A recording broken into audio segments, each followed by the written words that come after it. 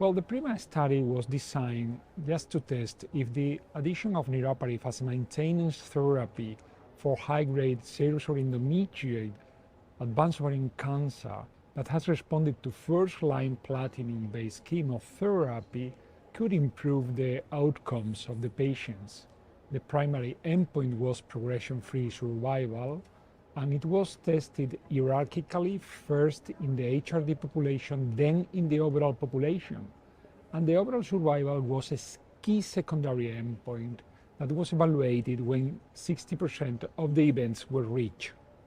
Well, I would like to highlight that the population included in PRIMA was a population of high risk from the clinical perspective to have a relapse.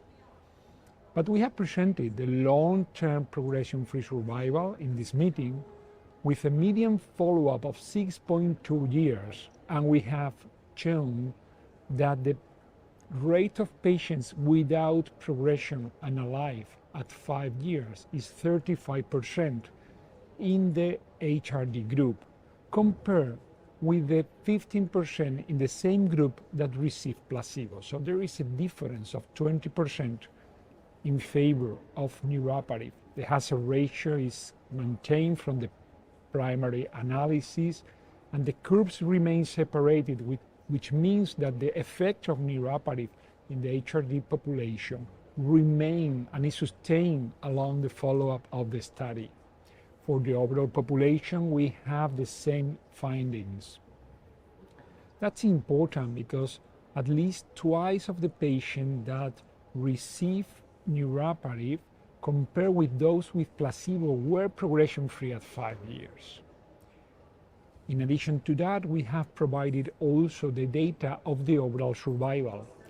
The analysis was done first in the overall population, and we have observed a hazard ratio of 1.01, which means that we haven't observed any benefit in the overall survival in the long term for the overall population.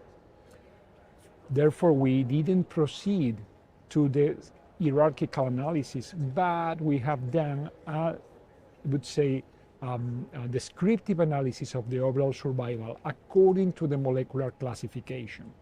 What we have seen is that the results are consistent with the overall population, so no benefit in overall survival in the HRD and the HR proficient population. What is intriguing and is really unexpected is the high rate of overall survival at 5 years in the population included in the PRIMA study, both in the experimental and in the control arm.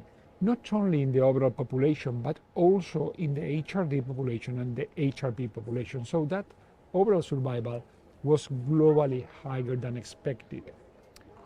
One of the potential explanations for this absence of difference in overall survival with a clear impact in progression-free survival could be the baseline patient characteristics, could be the long median post-progression survival that we have observed, because, for instance, in the HRD population, the median post-progression survival was 5 years in the patients that were treated in the placebo arm. And we know that as long as the post-progression survival, lower is the probability of impacting in overall survival. And finally, a third factor could be the subsequent therapy. We have analyzed what are the further anti-cancer systemic therapy that the patient have received in the PRIMA study. And we realized that the patients in the placebo arm received threefold higher times the PARP inhibitors at the relapse compared with the patients that were treated with niraparib. So what I mean is that there was a high rate of crossover that was most significant in the HRD population. Almost half of the patients in the placebo arm received PARP inhibitor in the progression. And when we see the specific group of patients with BRCA mutation, it was almost 60% of the patients. So it is a vast majority. So the final comment before coming to the summary is that the long-term safety safety profile is consistent with the well-known safety profile of niraparib. There are no new safety issues. The individualized starting dose reduced the hematological toxicity, and the rate of MDS and AML remains very low, 2.3% with niraparib, 1.6% with placebo. So I think that taking together all this data have informed us that the use of niraparib as maintenance therapy in the front line impact significantly in the progression-free survival, and that benefit is sustained along the follow-up of the study. There are no difference in overall survival, but with that long post-progression-free survival and that rate of crossover, we cannot expect sometimes that impact in overall survival. And finally, the long-term safety remains as well known. So we can say and we can conclude that niraparib remains one of the standard options as maintenance therapy for patients in first-line advanced ovarian cancer that have responded to platinum-based therapy. Thank you very much.